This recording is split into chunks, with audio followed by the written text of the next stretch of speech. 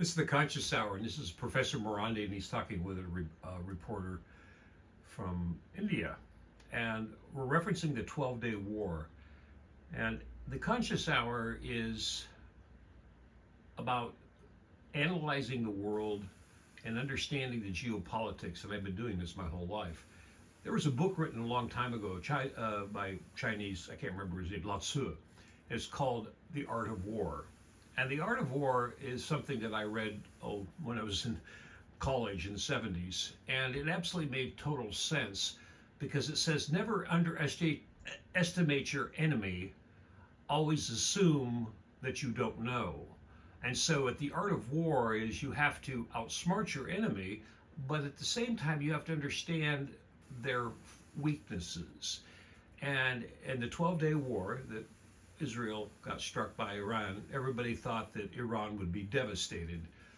But of course, because nobody does the analysis that we do here at the Conscious Hour, we understood the capacity of Iran and its missile capabilities. And one of the ones that woke me up was the first missile, hypersonic missile that was shot by Yemen.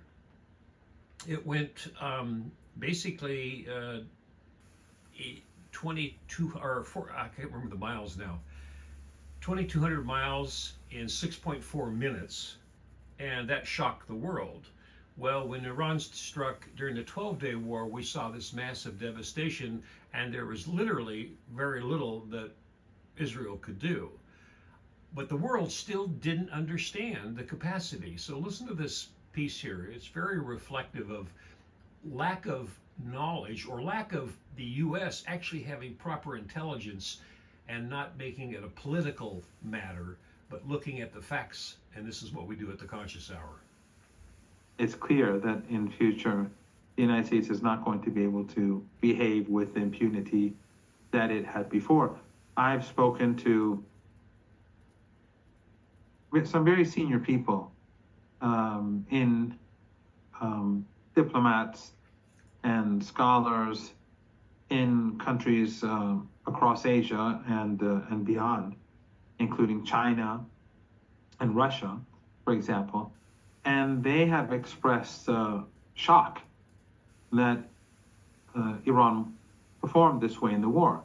They were expecting Iran to be defeated in the first few days.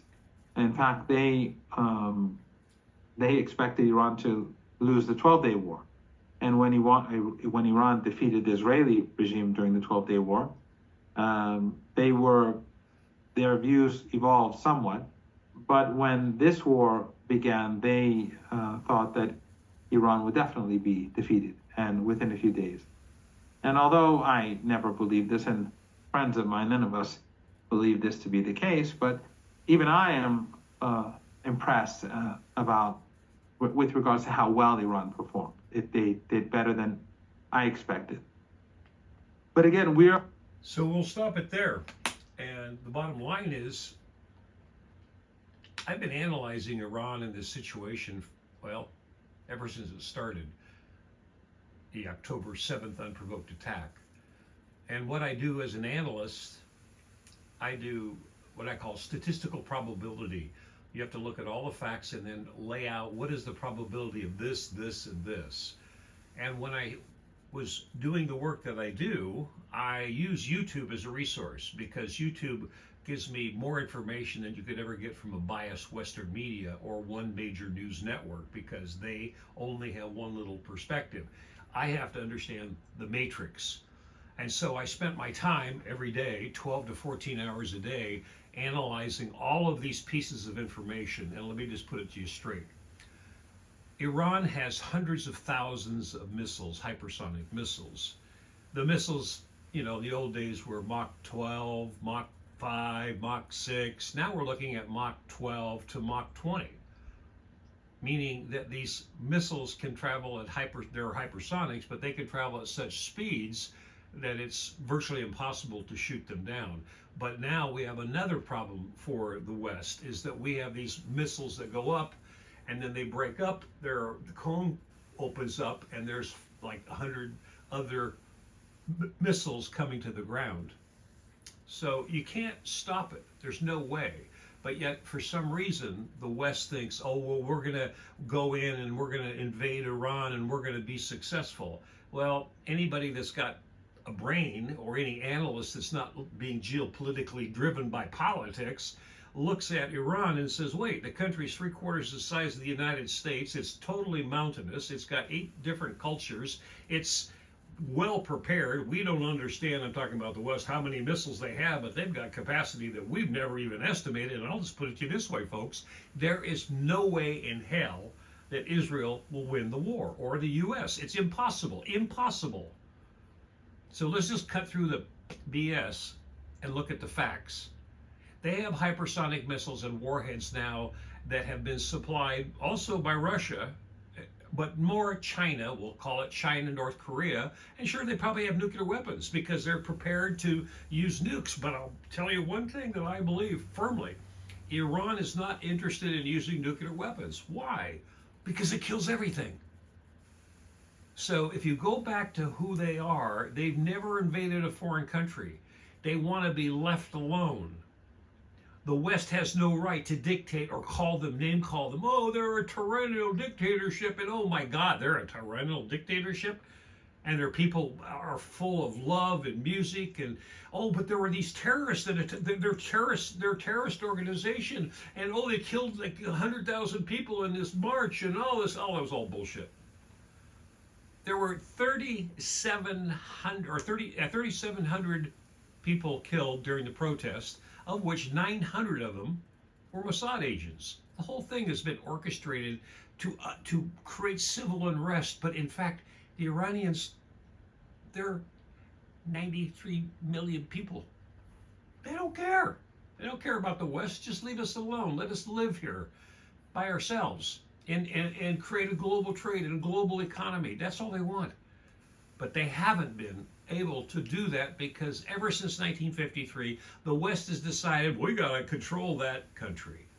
That's history, folks. And now history is being turned on its over its tumbling heads, falling down because everybody thought, oh, the West is right and this is what we're going to do and we have every right to invade foreign countries and destabilize them and steal their resources. It's done. It's done. That old world mentality, thank God. It's done. It's going down the drain. And if the U.S. has to fall because of it, so be it.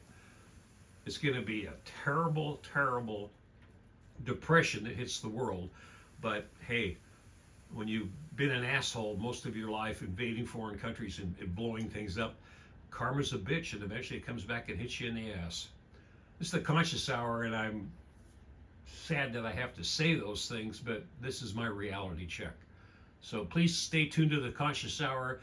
I will give you my honest opinions. It's not based on, oh, I think about this. I take all the information and say, okay, from all the analysis I do, here's what I believe is happening.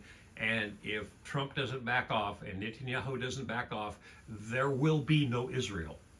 There will be no Western alliance over there with the Arab Emirates and all these other countries there, because their infrastructure is going to be gone. And when their infrastructure is gone and they don't have air conditioning and they don't have desalinization plants, you're talking of mass migrations of millions of people fleeing because summer's here, folks. We've got a problem and we need to shut it down. So if you think that I have a little bit of truth in this, pick up your phone, call your congressional representatives and tell them to shut it down. Shut it down. Don't fund a thing. Stop. Put your brakes on. And hit your air brakes and hit it, lock up your brakes and don't move forward. Just chill out. There's a way that everybody can win. It's the Conscious Hour. Please hit the like button, please hit the share button, and please donate to the 501c3 because I need to expand this bandwidth much faster. I was hoping I'd be out there with the numbers that I could start interviewing people, but you haven't quite made that tier yet. Thanks for tuning in to the Conscious Hour. Love you all. Take care.